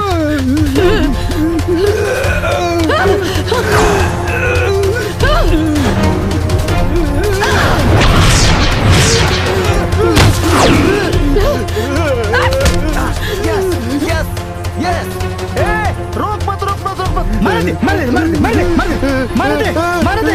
Action action. रिकॉर्ड कर रिकॉर्ड कर रिकॉर्ड कर रिकॉर्ड कर। तोरा के जिंदा ना छोड़ो। काले रानी ना, काले रानी ना, वापस मत आई है।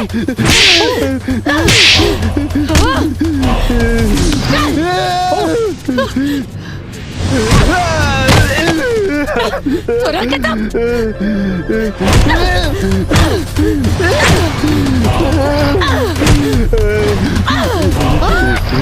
मार दे तोरा के।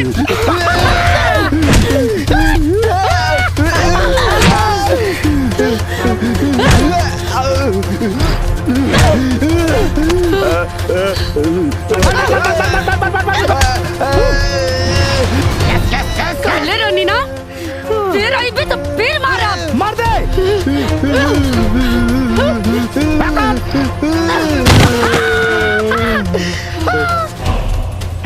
फोन हमके दे। अरे क्या पकड़ लो चाप के हमका मुँह आदि भाई। बड़े काम का चीज मिलल बा। आओ बेटा, पूरी दुनिया के दिखाई तो सच्चाई, नंगा करके छोड़ो।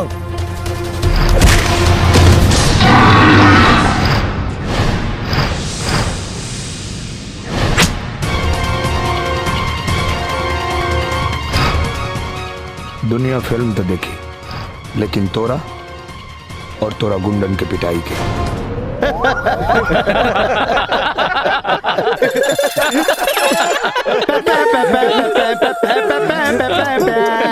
दुल्हन रहे बीमार, अरे दुल्हन रहे बीमार, निरहुआ निरहुआ आहा निरहुआ सटल रहे, मंगल चाहे सोमार जाके डटल रहे, अरे दुल्हन रहे बीमार, निरहुआ सटल रहे। बाकी एक बात याद रखिया, हम और हमारी गुंडा पार्टी तोहरा लड़की से सटे ना दे। शायद तोरा के पता नहीं के कि निरहुआ खाली सटल ना डटल भी रहेला। डॉक्टर साहब ज्यादा जोश में मत आइए, ये लोग बहुत ज्यादा है और हम लोग बहुत ज्यादा कम है। मेरी फोर्स का इंतजार कीजिए, बस आती होगी। बुबली जी, ना ही ये डॉक्टर साहब हैं और ना ही आप बीमार हैं, ओके? ये डॉक्टर साहब नहीं है, फिर कौन है? अरे ये भोजपुरी के सुपरस्टार दिनेश लाल यादव जी हैं। निरहुआ। हाँ नीरू, अपना आपके निरहुआ समझा और मारा एक निके। कैमरामैन हरीश के साथ ओके। निरहुआ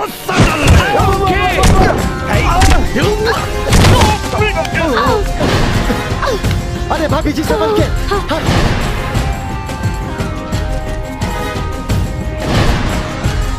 भाभी जी यहाँ छुप जाइए, आइए।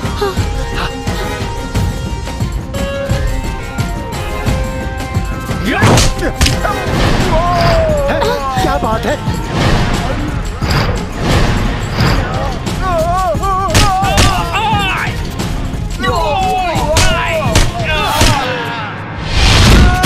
वाह, क्या चक्री घुमाया।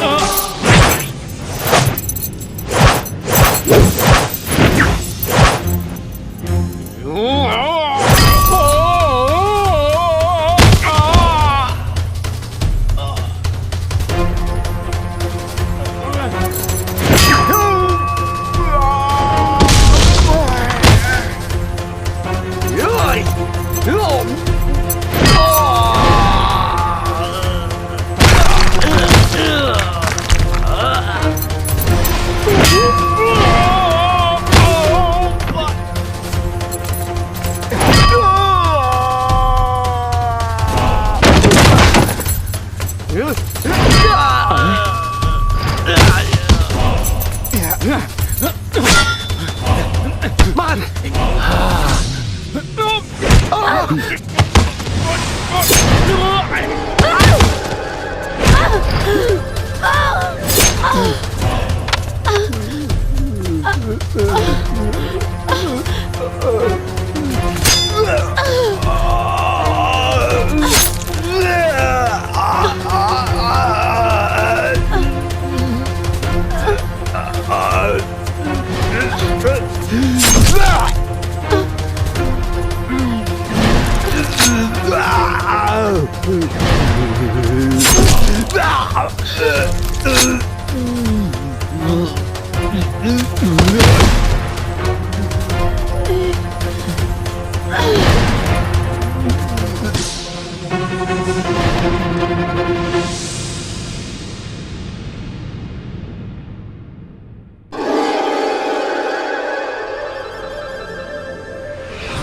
दुनिया के सामने तो सच्चाई नंगा करे खातिर ले आइल बानी। कैसन सच्चाई? यह कि सुपरस्टार निरहुआ के मेहरारू एगो पागल हिया। बस खाली हमरा एंजल के आवे के इंतजार बा। के एंजल? डॉक्टर साहब, अंजलि के आधा सच पता चल चुकल बा। अच्छा ये हुई कि इनके पूरा सच पता था, न तो बहुत बड़ मुसीबत आ सकेला। हम बताइब डॉक्टर साहब, हम बताइब, चाहे जौन भी हुई।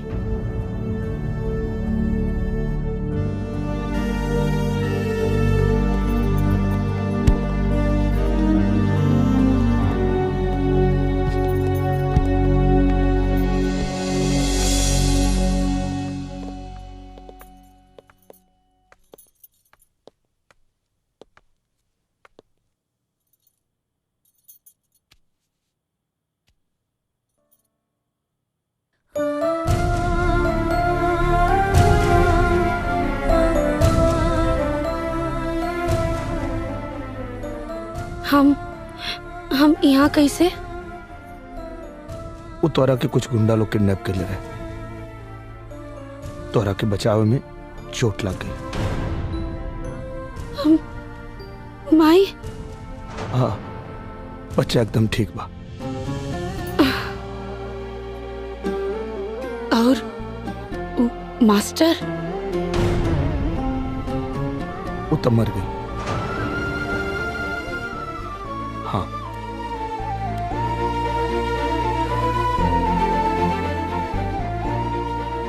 ये देखा। बहुत अच्छा भाई। कैसे हो बिटिया?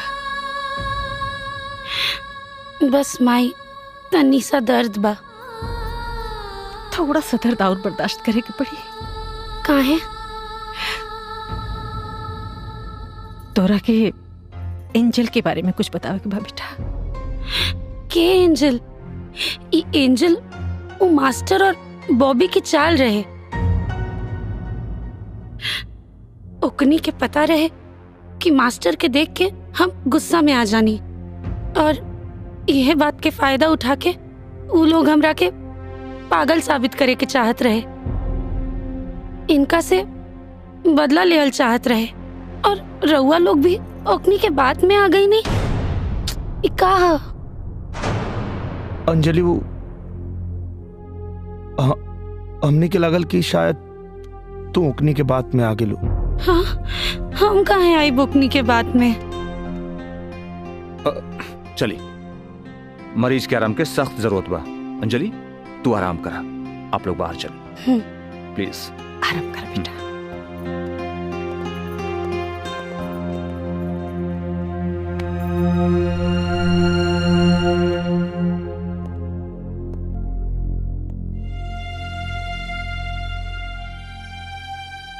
डॉक्टर साहब, आज तो हमने के सच छुपा लेने जा, लेकिन एक न एक दिन तो अंजलि की सच्चाई बतावे के पड़ी ना।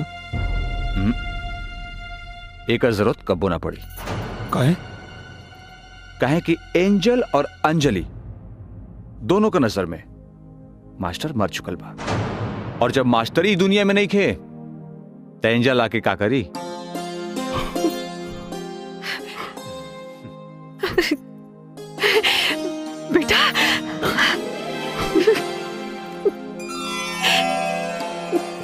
तू जा जा। ई सुने खातिर हमार कान तरस गई रहे कि अब एंजल दोबारा ना आई, और एक खुशखबरी सुन के हम भाग के अंजलि के पास गई और अपना अंजलि के गले लगा लेनी। लेकिन बेचारी अंजलि के ये बात के पता भी ना रहे कि हम इतना खुश काहे बानी। एंजल दोबारा वापस ना आईली और हम चैन की नींद सुते लगनी।